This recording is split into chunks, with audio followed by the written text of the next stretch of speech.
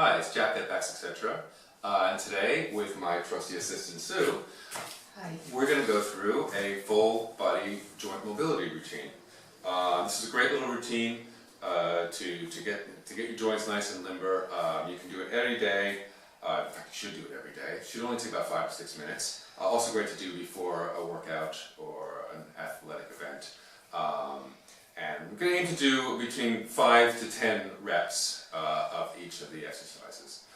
It's also worth noting that we're not doing static stretches here. There are some dynamic stretches that happen during this routine. You don't really want to do static stretches before your muscles are warm. Fine after a workout, but generally not before. So we're starting with spine with the cat-camel or cat-cow. As you can see, Sue is arching the back up and down. And note when it arches this way, the head stays long, chin tucked, rather than jerking the head all the way back. You want to elongate the spine. This is also great to tie into the breath, breathing in and then out. It's always good to try these types of things, tie these types of things into your breathing. Breathing is really important. And next, we're going to do a lateral side-to-side spine. And as you can see, Sue is demonstrating moving the leg, trying to look at your foot on either side. And really get that spine moving back and forth. And you want to do at least 5 on each leg. And so we're going to do a little spinal rotation now, which Sue will demonstrate. You can do this as she's doing now with hand on the neck. You can also do it with your hand raised. That brings the shoulder into it a little bit more. And try on the other side with the shoulder raised. Arm raised, I should say.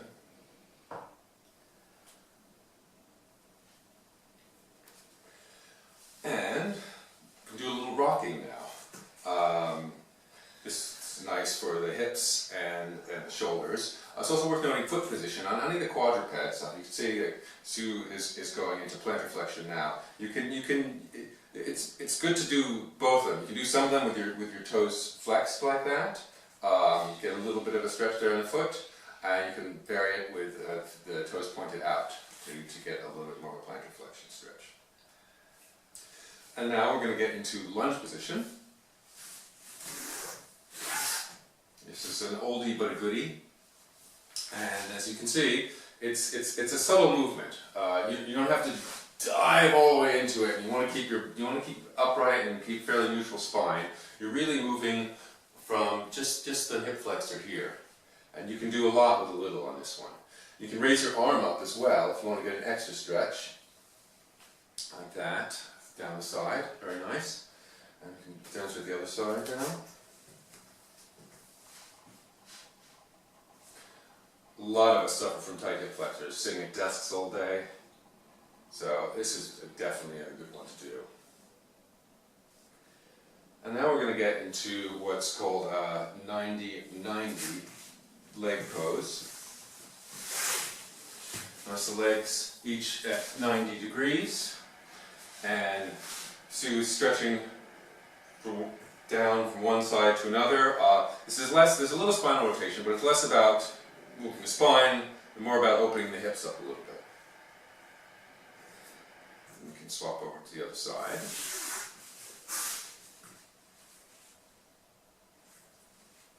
Again, you don't have to really force it, just nice, gentle, dynamic stretches.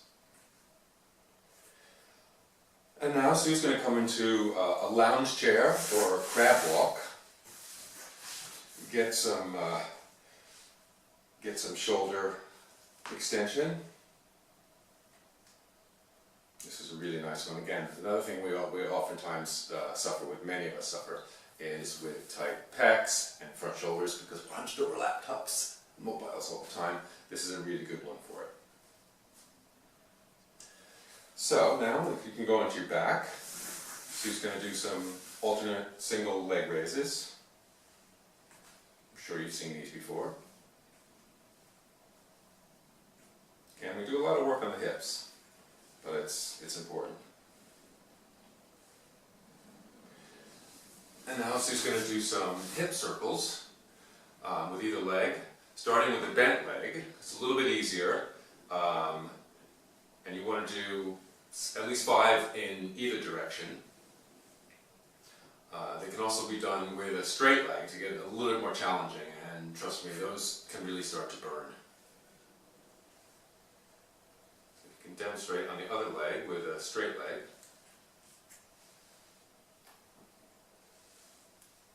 And you want to make sure your other hip doesn't fly up too much. You can even hold it down with your hand as Sue is doing here. So you don't want to be turning over onto your side. Now we're going to work the shoulders a little bit. I'm going to go into some horizontal shoulder adduction. Again, nice, gentle, moving that shoulder joint. On the other side, that's good. You can hold it from your arm, you get a little bit more stretch, or you can hold it, you can pull back actually from your shoulder blade and really work that whole shoulder joint, as Sue is doing. And then I'm going to do some internal and external shoulder rotation. External and internal. External and internal, very nice. And now if you can roll over onto your front.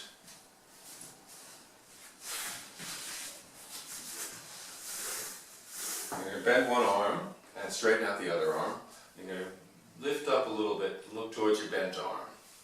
Just getting a little bit of shoulder mobility back here, just a nice one. And on the other side.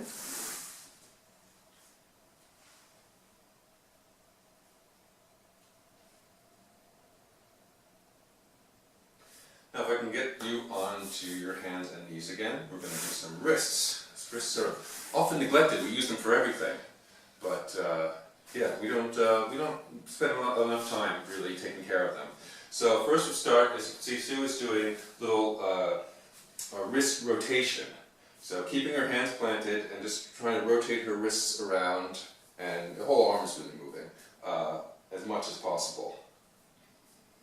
If this is hard, you can focus on just looking at your elbow pits and trying to drive those right round to the front. Mm-hmm. Good advice. And it's also important, I should mention, to keep your elbows locked for this one. So now we're going to do some wrist ups, keeping your fingers on the floor, raising your palms off the ground. And you can adjust the intensity of these by leaning back makes it a little bit easier because you're taking the weight off the hands. Leaning forward makes it a bit more challenging because you're supporting more of your body weight. Very nice ones. And now, just turn your hands backward, and you're going to lean into this. And again, you can control the intensity of this by as much as you lean. And you want to keep the palms on the floor here, as Sue is doing. And again, keep the elbows forward, the elbow pits forward. Which again, for some people may be quite challenging just to hold this position. I've been doing this for a little while to get unable me to move back. Yeah, you can definitely see the results of doing this regularly. So, now we're just going to do some ankles. So, doing ankle rotations one way and then the other.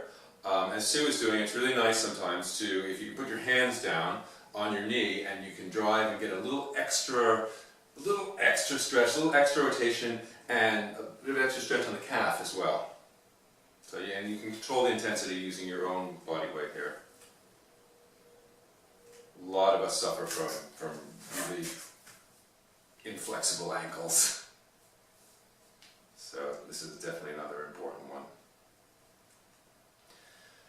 So again, this is a great little routine that you should do as much as possible, at least once a day. We do it, and we think it's really helpful, and so, yeah, enjoy.